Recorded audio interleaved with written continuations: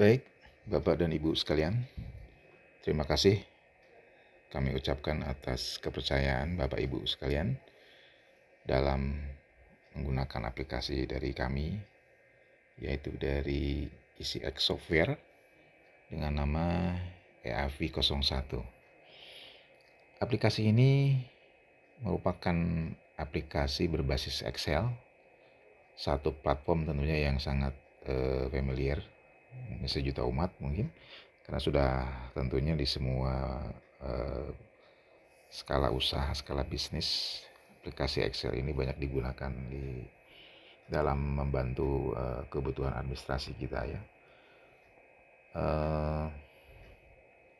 Bapak dan Ibu sekalian, dalam kesempatan ini saya akan mencoba memberikan gambaran keseluruhan berkaitan dengan aplikasi EAV01 ini, dan tentunya saya akan buat dalam beberapa modul atau dalam beberapa penyajian. Pertama tentunya pada kesempatan ini saya akan memberikan gambaran secara ringkas dulu bagaimana keseluruhan dari aplikasi ini. Nanti kita akan masuk pada masing-masing modul untuk lebih kepada penjelasan-penjelasan teknis berkaitan dengan bagaimana caranya, kemudian how to gitu ya, bagaimana caranya dan menggunakannya seperti apa gitu. Baik, untuk mempersingkat waktu, pada saat kita aktifkan aplikasi EAV01 ini, nanti Bapak Ibu akan dihadapkan pada satu isian untuk mengisi aktivasi ya, kode aktivasinya ya. Ini akan tentunya kami sampaikan di setiap produk yang Bapak Ibu beli. Kita coba isikan.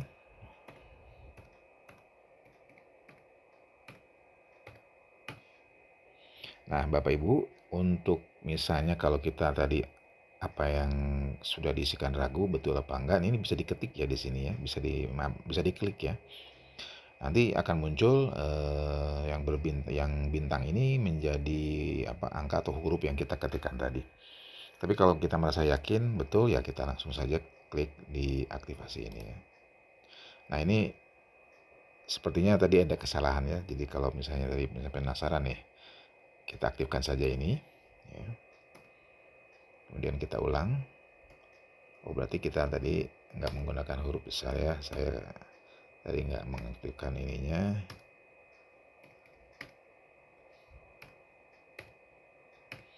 Misalnya gitu ya Bu ya.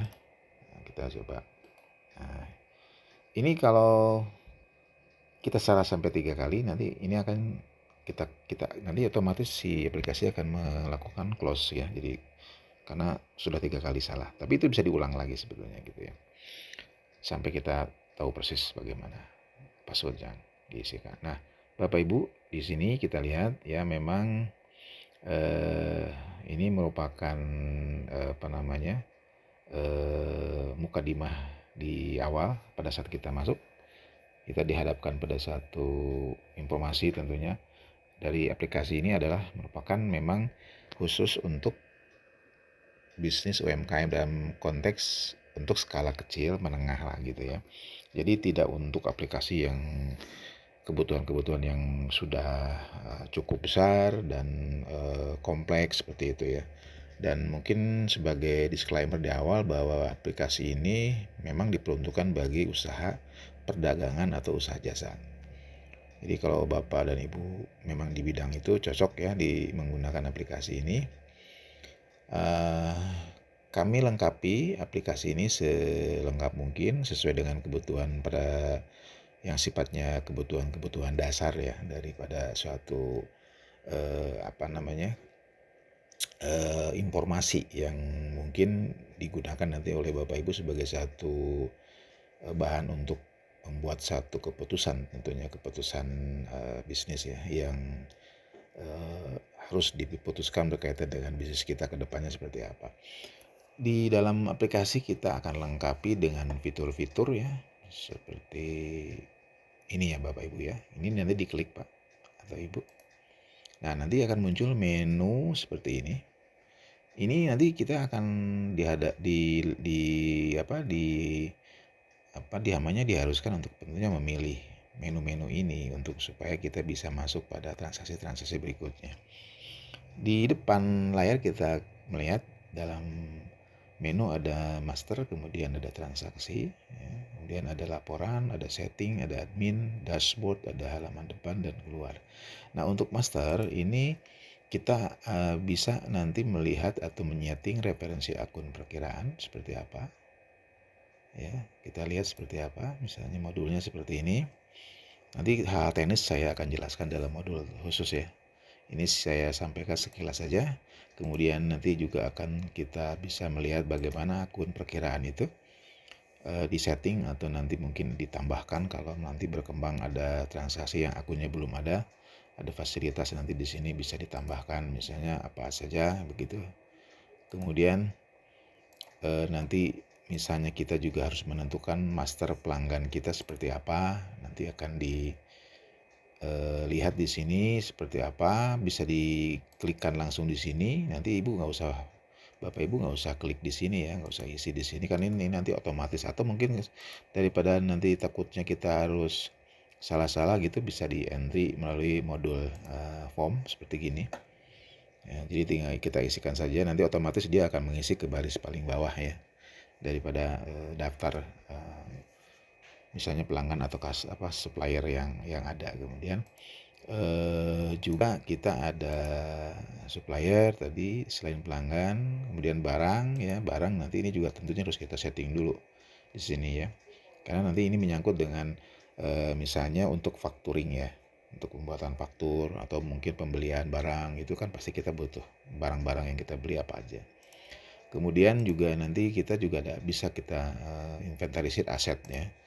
Aset-aset yang kita beli di sini kita bisa inventarisir. Kemudian di menu berikutnya transaksi. Nah, ini transaksi ini memang dalam modul atau aplikasi yang kami buat ini dibikin sesimpel mungkin lah, sesederhana mungkin. Jadi transaksi itu tidak kita kelompokkan lebih khusus karena mungkin takut terlalu kompleks gitu ya, terlalu rumit nanti diaplikasikan. Jadi kita semua transaksi baik itu menyangkut kepada transaksi misalnya yang sifatnya khusus seperti misalnya transaksi untuk misalnya untuk bank, untuk kas, untuk hal-hal lain itu biasanya di dalam aplikasi-aplikasi tertentu memang dipisahkan gitu ya. Tapi dalam hal ini saya menyederhanakan supaya nanti Bapak Ibu tidak terlalu rumit gitu ya. Jadi semua hal yang menyangkut transaksi bisnis kita masukin di jurnal umum gitu. Kemudian juga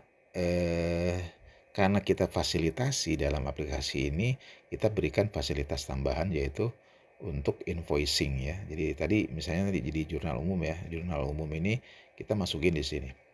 Di jurnal umum ini kita nanti bisa menggunakan form seperti ini ya untuk input transaksi ya. Nanti diisikan di sini, ini sudah otomatis nanti nomornya. Kemudian tanggalnya, tanggal ini pun bisa kita tentukan di sini misalnya ini bukan tanggal hari ini tanggal kemarin atau tanggal sebelumnya. Kita pilih saja nanti akan muncul pop up tanggal. Kita pilihkan saja tanggalnya seperti itu. Kemudian nanti kita pilih akunnya seperti apa, kemudian keterangannya apa, kemudian debit kreditnya diisi ya. Nanti tambah akan masuk ke dalam rincian detail jurnal, kemudian disimpan seperti itu ya. Kemudian juga kita ada tadi faktur untuk membuat tagihan seperti itu ya. Nah, di sini juga akan nanti kita lihat bisa tentukan pelanggannya siapa. Nanti kalau memang pelanggan itu sudah banyak tentunya tinggal kita carikan nama pelanggannya, terus kita double klik di sini, nanti pelanggannya akan masuk di sini seperti itu ya. Kemudian ini ada fitur-fitur nanti yang akan saya jelaskan khusus ya dalam satu tutorial khusus. Kemudian kita masuk ke berikutnya. Nah, ini juga nanti ada transaksi pelunasan piutang. Ini nanti kita akan melunasi piutang-piutang di sini. Di modul entry kita tentukan misalnya pakai kas atau pakai bank. Nanti pilih pelanggannya siapa, nanti akan muncul di sini daftarnya. Kemudian selanjutnya juga ada pembelian. Nah, ini pembelian ini artinya barang-barang yang kita beli dari pihak supplier. Ini nanti kita bisa input di sini ya. Kenapa ini juga harus? Karena nanti ini akan kita butuhkan sebagai informasi nanti yang berkaitan dengan stok atau persediaan kita, persediaan barang dagangan lah misalnya gitu ya. Jadi setiap barang yang tadi yang masuk, yang keluar itu kita catat melalui modul faktur pembelian atau faktur penjualan. Sehingga nanti kita informasinya dapat dari ini berkaitan dengan stok barang gitu ya.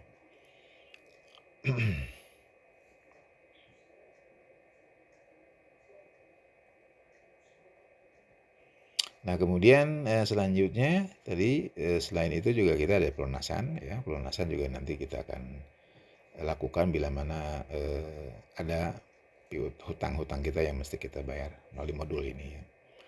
Kemudian juga nanti di samping transaksi yang disampaikan dalam modul transaksi ini, kita juga akan lengkapi ya, maksudnya bukan akan, kita sudah lengkapi dengan buku besar ya, kemudian dengan buku besar pembantu. Ini tentunya hal yang standar mesti ada. Kemudian data penjualan ya, jadi data-data penjualan yang kita lakukan itu detail barangnya apa, nomor invoice atau fakturnya berapa, ini di sini dijelaskan dalam daftar ini ya, seperti gini. Nanti datanya pasti muncul setelah ada transaksi tentunya kan. Kemudian juga laporan pembelian kita juga sama, neraca saldo. Jadi nanti kita akan bisa otomatis terisi kalau transaksi itu sudah berjalan.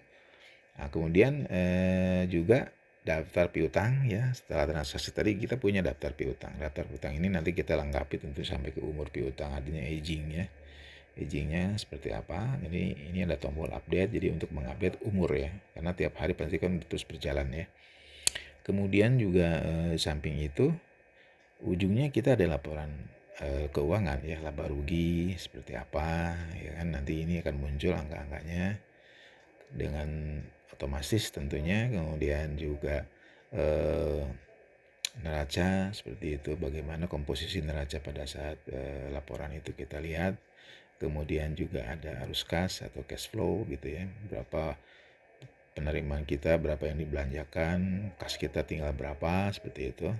Kemudian setting ya, setting ini penting karena nanti kalau misalnya digunakan sebagai aplikasi yang melanjutkan daripada aplikasi yang sebelumnya, kita biasanya suka ada saldo awal tentunya ya. Nah saldo awal ini nanti kita masukkan di sini dalam saldo awal ini. Jadi kasnya berapa, kemudian bank ada saldonya berapa, piutang berapa, misalnya persediaan berapa dan lain-lain. Ini diisikan di sini. Dan jangan lupa periode saldo awalnya ditentukan di sini berapa, pada saat kapan periode saldo ini diinput begitu ya. Kemudian selain itu kita juga ada pivot table. Nah ini pivot table ini memang indikator untuk nantinya ke dashboard ya. Ini bisa kita lakukan update di sini untuk pivot table. Kemudian untuk selanjutnya admin. Nah ini admin kita bisa mengisi profil perusahaan kita ya di sini ya gitu. Kalau misalnya kita mau kosongkan datanya, bisa kita klik di sini hapus gitu ya. Kemudian di samping profil kita bisa menghapus data transaksi tadi. Misalnya saya udah cukup banyak nih mau ganti ke periode berikutnya, katakanlah kita mau cut off-nya mungkin setahun sekali gitu ya, untuk supaya kinerja aplikasinya nggak terlalu berat gitu. Kalau semua aplikasi masuk kan tentunya kan semakin besar datanya, kan semakin berat kinerjanya, biasanya suka makin lambat gitu ya. Nah ini kita cut off misalnya setahun sekali, kita pindahkan saldonya nanti, tapi ke backup dulu tentunya, di backup dulu. Kemudian nanti dilakukan hapus data. Jadi nanti kita fresh lagi datanya dari awal, misalnya dari tahun 2026 lah katakan gitu ya. Kita masukin saldonya di modul tadi, modul setting, opening balance di sini, masukin. Tentunya nanti data rincian piutang, rincian utang pun harus dimasukin di dalam modul gitu ya. Misalnya modul yang kita punya itu modul daftar piutang. Nah ini yang nanti kita lengkapi di sini. Misalnya piutang tahun 2025 katakanlah udah pergantian tahun, ini dilengkapi nanti di sini.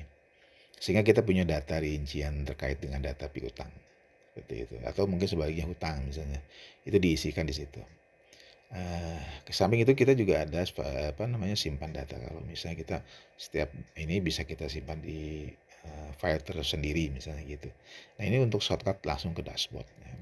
Nah ini dashboard memang masih belum trace tentunya karena kan transaksinya belum ada gitu ya. Nanti kita bisa tentukan periodenya kapan, mau kita lihat angka-angkanya, kemudian indikator-indikatornya misalnya tren pendapatan, tren profitnya bagaimana, kemudian rasio biaya terhadap pendapatan bagaimana, kemudian proporsi biaya pemasaran misalnya dengan biaya admin bagaimana, piutang dan hutangnya bagaimana misalnya.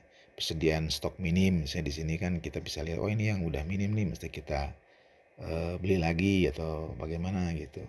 Dan nanti ini juga di sisi lain kita juga bisa tahu, oh ini ada apa namanya, ada piutang kita yang sudah jatuh tempo malah misalnya sudah over gitu ya, overdue misalnya harus segera ditagih nih. Jumlahnya besar misalnya, ini di sini kita bisa lihat di sini. Nah, ini juga untuk hutangnya seperti itu juga gitu. Nah, ini indikator-indikator dashboard yang bisa kita lihat. Tapi jangan lupa juga Bapak Ibu sekalian, jadi untuk melakukan monitoring ini kita harus tetap melakukan refresh data ya, supaya nanti data-data yang kita lihat itu betul-betul update gitu ya datanya.